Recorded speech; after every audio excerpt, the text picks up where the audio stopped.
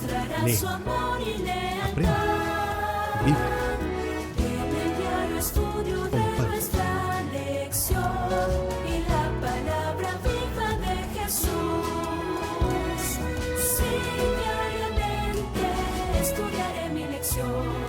Con fidelidad, oración y fe, asistiré cada sábado con emoción y una grata ofrenda traeré. Hola amigos, apreciados maestros de Escuela Sabática, bienvenidos a un nuevo estudio de la Palabra de Dios.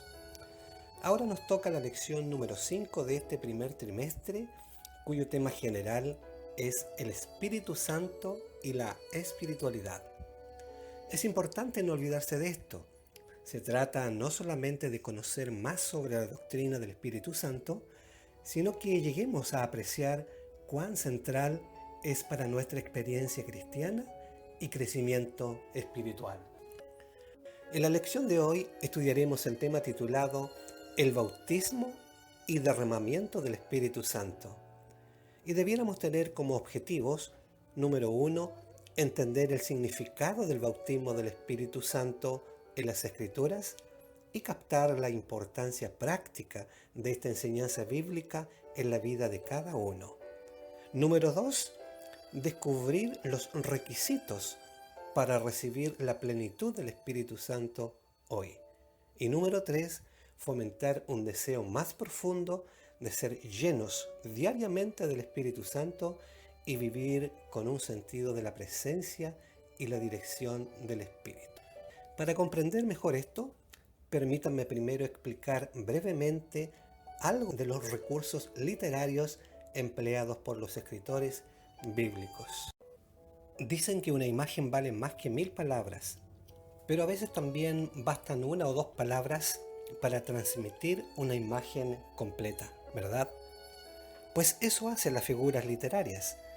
Crean imágenes en la mente del lector usando palabras o expresiones en sentido figurado. Y en la Biblia aparecen muchas. Las figuras literarias son recursos del lenguaje literario utilizados por el poeta o escritor para dar más belleza y una mejor expresión a sus palabras. Algunas de las figuras literarias que aparecen en la Biblia son la prosopopeya, figura que consiste en atribuir a las cosas inanimadas o abstractas acciones y cualidades de las personas.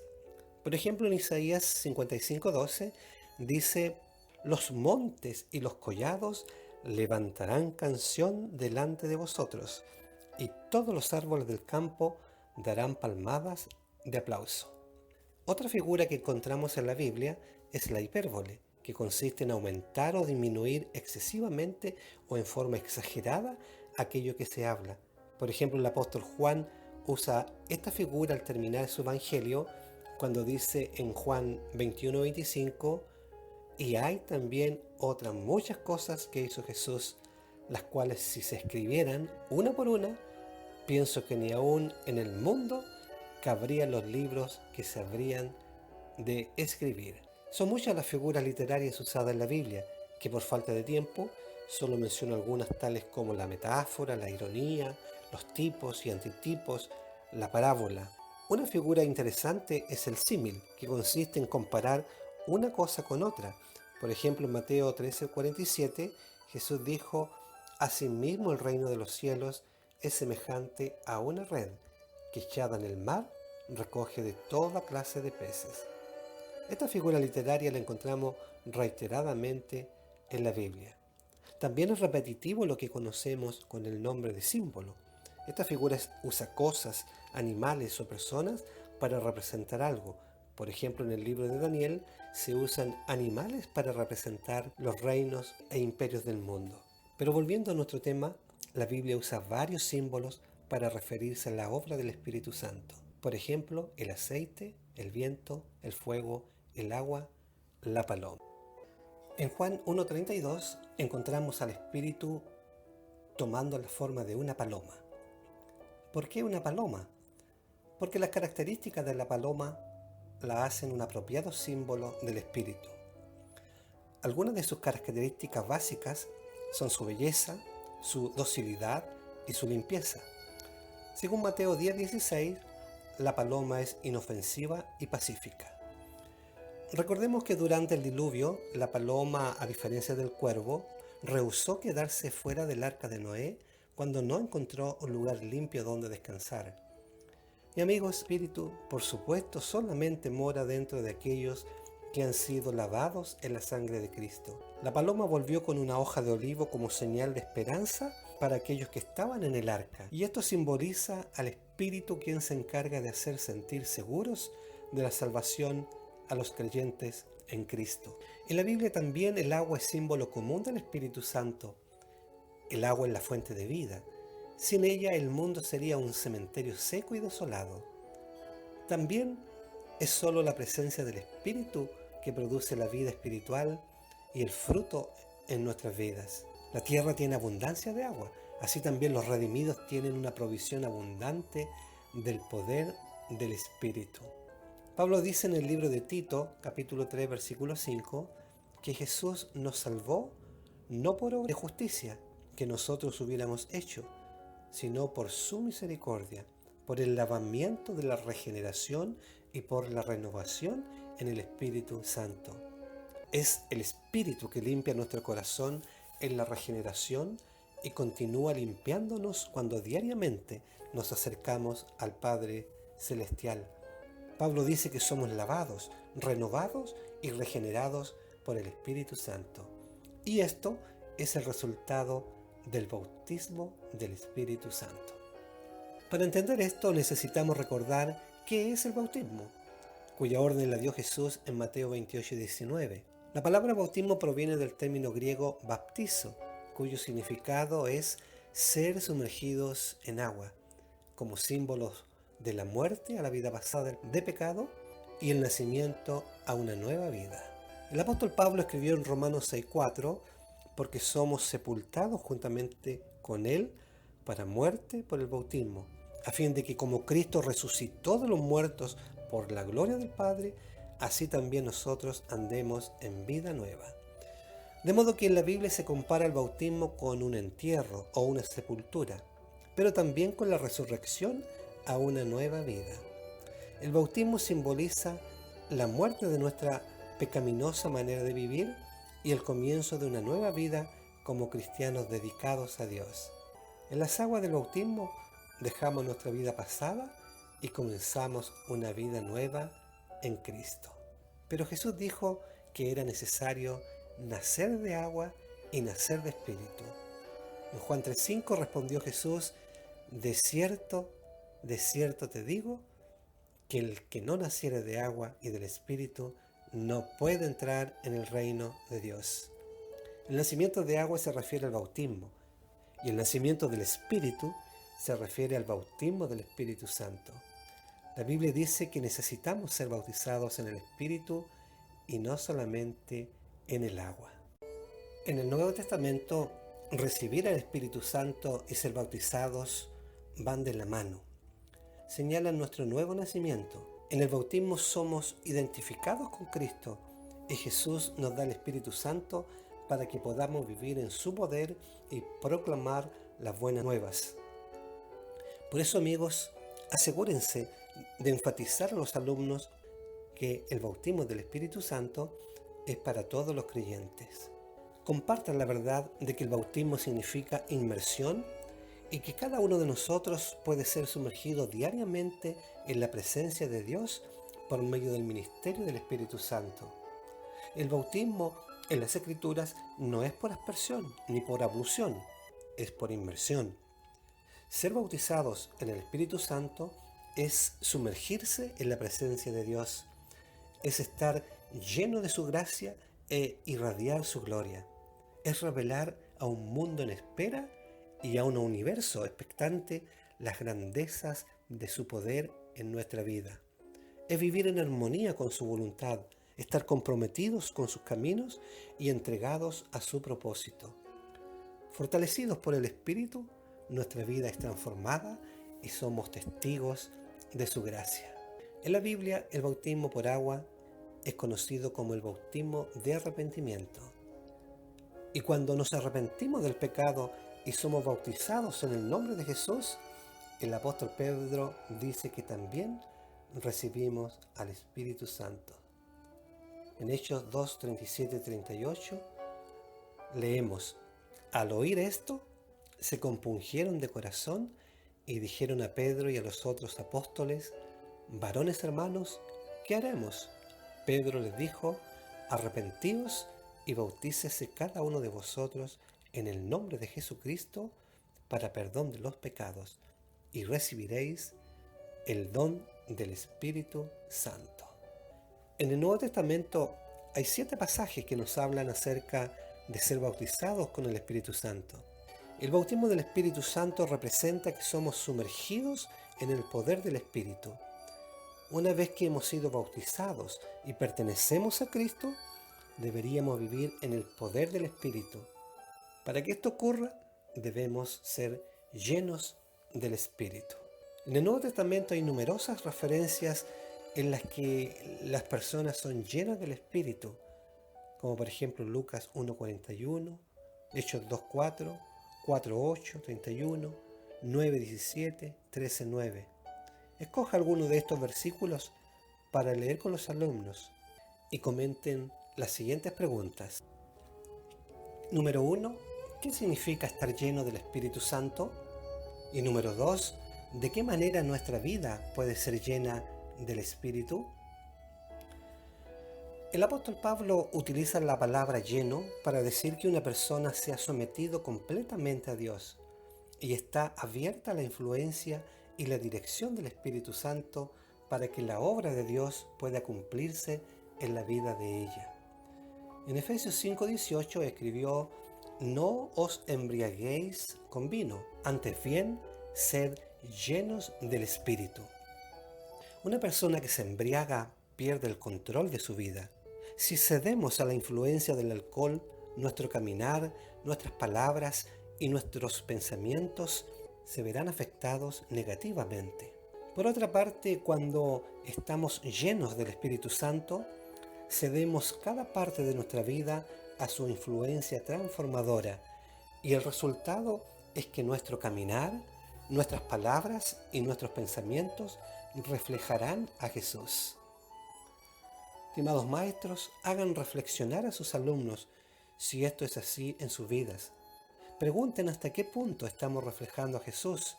La verdad es que no podemos vivir de una experiencia poderosa que tuvimos el año pasado, o el mes pasado, o incluso ayer. Necesitamos el derramamiento del Espíritu de Dios cada día.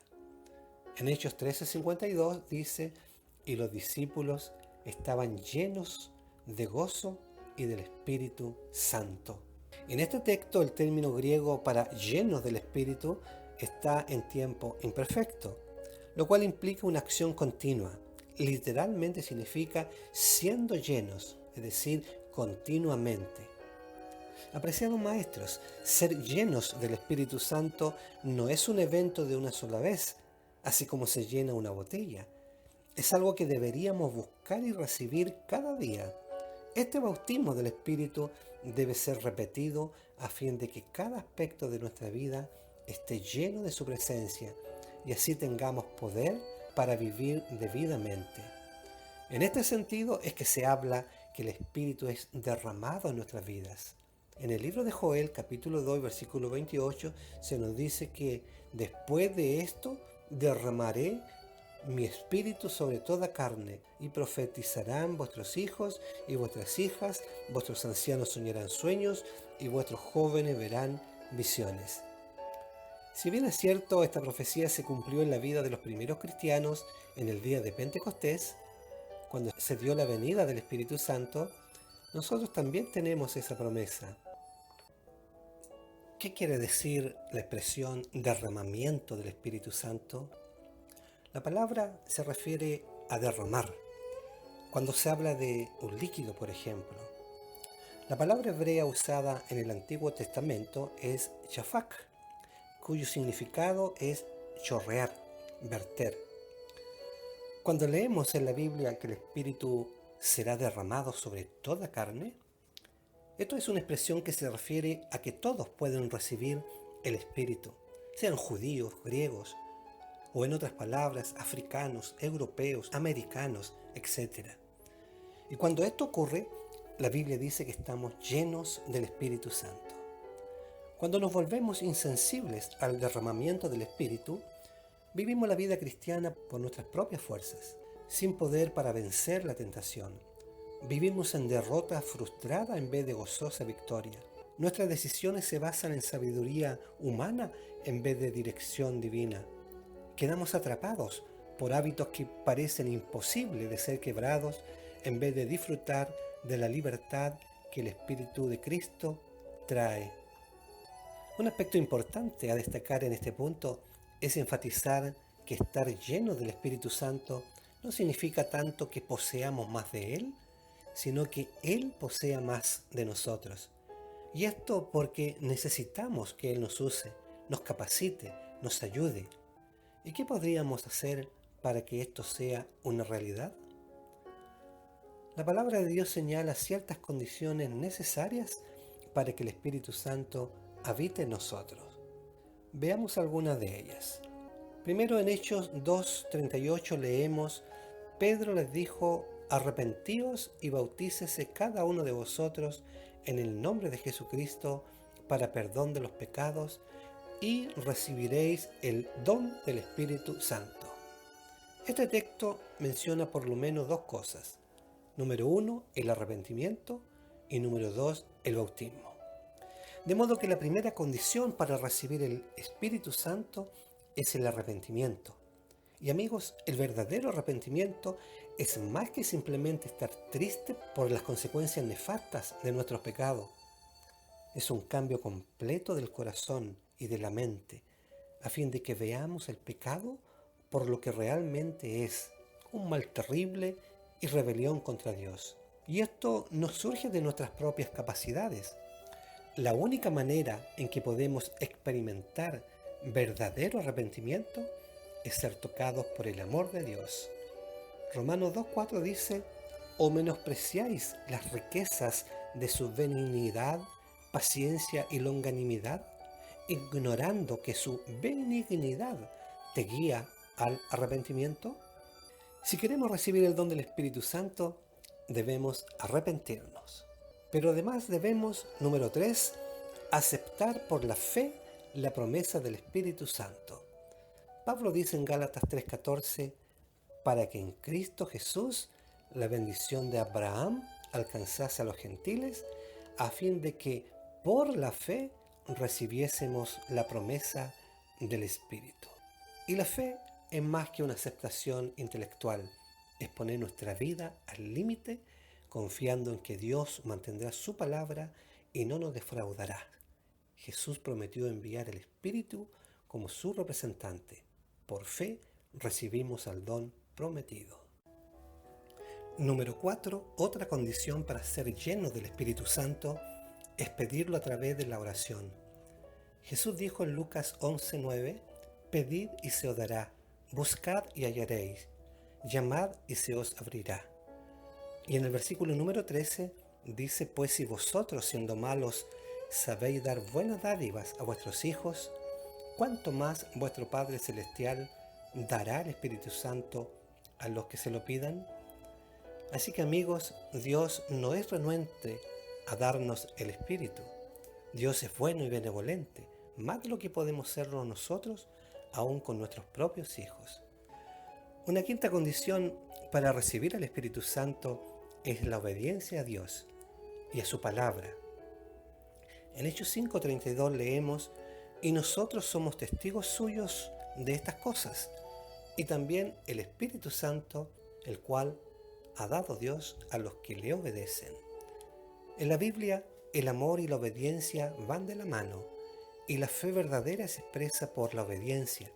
Si confiamos en Dios de todo corazón, entonces obedeceremos sus mandamientos. Jesús dijo, el que me ama, mi palabra guardará. Juan 14:23. La obediencia es una decisión que lleva a una vida que sigue la voluntad de Dios expresada en su ley. Una buena pregunta para comentar en esta sección podría ser, ¿por qué la obediencia a la palabra de Dios es una condición tan importante para recibir al Espíritu Santo? Y número 6, amigos, finalmente podemos leer en Judas que dice que en los postreros tiempos habrán burladores que andarán según sus malvados deseos. Estos son los que causan divisiones, los sensuales, los que no tienen el Espíritu. Pero vosotros, amados, edificándoos sobre vuestra santísima fe, orando en el Espíritu Santo, conservaos en el amor de Dios, esperando la misericordia de nuestro Señor Jesucristo para la vida eterna. Estos textos nos dicen que los que tienen el Espíritu evitan toda impureza. ¿Por qué debemos evitar toda impureza si deseamos estar llenos del Espíritu? Porque el fuego del Espíritu Santo no puede continuar ardiendo en nuestra vida cuando nuestra mente está enfocada en las cosas del mundo. El Espíritu Santo reacciona muy sensiblemente a la existencia de todo pecado y mundanalidad en nuestra vida. Por lo tanto, debemos mantenernos en el amor de Dios y permanecer conectados a Dios por medio de la oración, a fin de que cerremos las puertas contra toda impureza y despleguemos un espíritu de poder, amor y disciplina. Después de repasar estos textos bíblicos, preguntamos, ¿como cristianos vivimos una vida llena del Espíritu Santo? Apreciados maestros, la vida de una persona que está llena del Espíritu de Dios se caracteriza por una obediencia constante y amante a la ley de Dios y un espíritu amable de compasión hacia los demás. Habiendo sido renovados en nuestra mente y nuestros pensamientos, y habiendo recibido un nuevo corazón y una nueva perspectiva de la vida, nuestros valores y nuestro comportamiento cambiarán. Ya no desearemos vivir la vida por nuestras propias fuerzas, sino en sumisión al Espíritu Santo. Pero no podemos transformarnos a nosotros mismos. No poseemos ningún poder real para cambiarnos a nosotros mismos, pues el pecado está demasiado arraigado en nosotros. La energía renovada debe provenir de Dios. El cambio desde adentro solamente puede tener éxito por medio de la obra transformadora del Espíritu Santo. Ningún cambio meramente externo, como corregir este o aquel mal hábito, nos hace cristianos. El cambio debe venir de un corazón renovado por el Espíritu Santo. Para finalizar, comente con sus alumnos el cuadro comparativo que presenta esta lección, enfatizando las diferencias de vivir controlados y guiados por el Espíritu o por el yo. Por ejemplo, una persona centrada en el yo desea lo que es pecaminoso y que desagrada a Dios. Es controlada por pasiones pecaminosas, utiliza mal su libertad y termina siendo esclava del pecado. Es desobediente a la voluntad de Dios, busca la complacencia propia, evidencia el fruto del pecado y no reconoce la necesidad del perdón y es arrogante. En cambio, una persona controlada por el Espíritu desea lo que es espiritual y que agrada a Dios. Es controlada por el Espíritu, es librada de la esclavitud del pecado y es llamada a ser libre en Cristo. Es obediente a la voluntad de Dios, es abnegada, evidencia el fruto del Espíritu y reconoce la necesidad del perdón y alaba a Jesús por lo que Él ha hecho. Amigos, maestros, comenten con los alumnos por qué necesitamos estar llenos del Espíritu Santo. Como conclusión podemos decir, número 1, en el bautismo somos identificados con Cristo y Jesús nos da el Espíritu Santo para que podamos vivir en su poder y proclamar las buenas nuevas. Número 2, una vez que hemos sido bautizados y pertenecemos a Cristo, deberíamos vivir en el poder del Espíritu. Para que esto ocurra, debemos ser llenos del Espíritu. Número 3, no podemos vivir una experiencia poderosa que tuvimos el año pasado o el mes pasado. Necesitamos el derramamiento del Espíritu de Dios en nuestras vidas cada día. Y número 4, la palabra de Dios señala ciertas condiciones necesarias para que el Espíritu Santo habite en nosotros. Eso es todo por ahora, amigos. Y como siempre les dejo algunas preguntas que puedan comentar con los alumnos y un bosquejo sugerente para que ayude a direccionar de mejor forma el repaso de esta lección. Que Dios les bendiga y nos encontramos en otra oportunidad.